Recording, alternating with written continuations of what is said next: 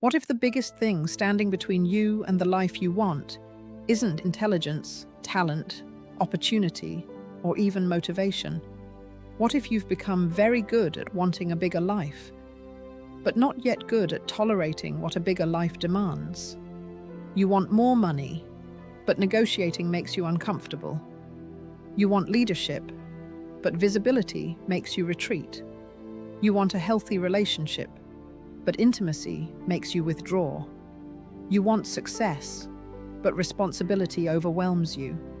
You want change, but uncertainty sends you running back toward what's familiar. Sometimes the ceiling above your life isn't made of concrete. It's made of what you haven't yet learned to tolerate. Think about the contradiction.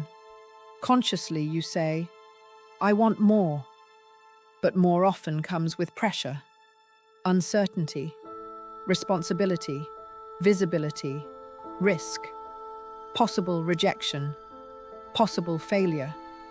And when those things appear, old protective patterns can appear with them. You procrastinate, you avoid, you people please, you overspend, you withdraw, you quit.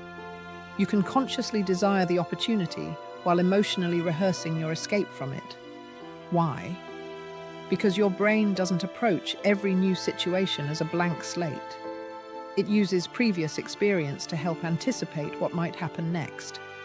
Your subconscious carries learned associations, expectations, and habitual responses. Your nervous system helps prepare your body for challenge. Your heart beats faster, your breathing changes, your muscles tighten, your attention narrows. And sometimes you interpret that discomfort as a message, "Get out of here." But discomfort doesn't automatically mean danger. Sometimes discomfort simply means unfamiliar. Think about the promotion you've wanted for years. When it finally becomes possible, suddenly you realize people will be watching you, evaluating you, depending on you. Think about starting the business. It sounds exciting until your name, reputation, and money are on the line. Think about negotiating your salary. You know your value until you're sitting across from someone who can say no. Think about a healthy relationship. You say you want intimacy until intimacy requires vulnerability, honesty, and the possibility of being hurt. The circumstances are different, but underneath them may be the same question. Can I remain present when growth becomes uncomfortable? And this is where an invisible emotional pattern can eventually acquire an economic consequence. Fear doesn't have to empty your bank account overnight. It can cost you quietly through opportunities you never pursued, the raise you never requested, the business you never started, the price you were afraid to charge, the idea you never presented, the training you kept postponing, the application you never submitted, the work you started but never finished. Years later, you may look at the visible result and call it bad luck. But somewhere underneath that result may be a repeated decision to retreat whenever uncertainty appeared. Money can reveal the same pattern from another direction. Maybe you finally earn more, but stress rises with it.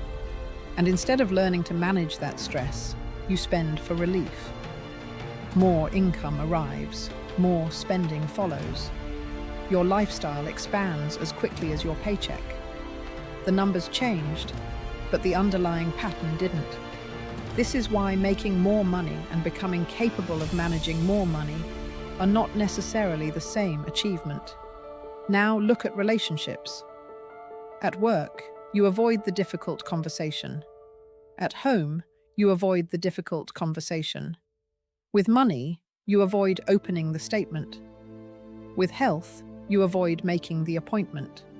With opportunity, you avoid taking the risk. Different problem, different room, same pattern.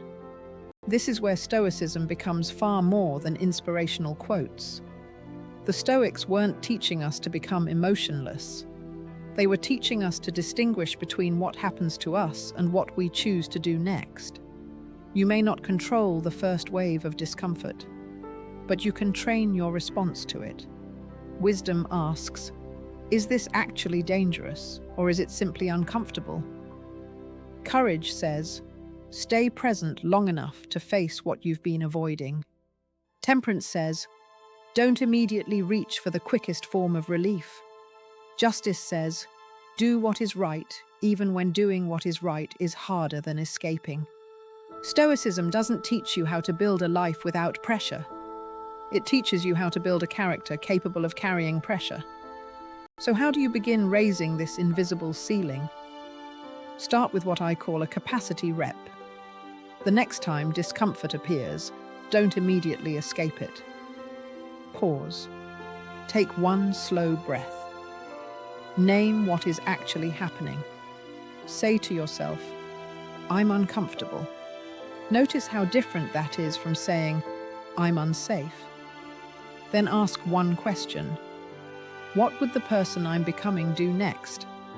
Maybe that person sends the email, opens the financial statement, states the price, makes the phone call, finishes the application, goes to the meeting, sets the boundary, has the conversation, says no, or finally says yes. You don't have to transform your entire life in that moment. You simply need to remain present long enough to make one better decision. Every time you remain present long enough to choose instead of automatically escape, you're practicing capacity. And repeated practice matters. Your brain receives new experience. Your subconscious gains new evidence. Your nervous system experiences discomfort, followed by survival rather than catastrophe. The unfamiliar can gradually become more manageable. And something else begins changing. Your identity. You stop asking only, how can I make more money? And begin asking, who must I become to manage more responsibly? You stop asking only, how do I find love? And begin asking, can I remain present when intimacy becomes uncomfortable?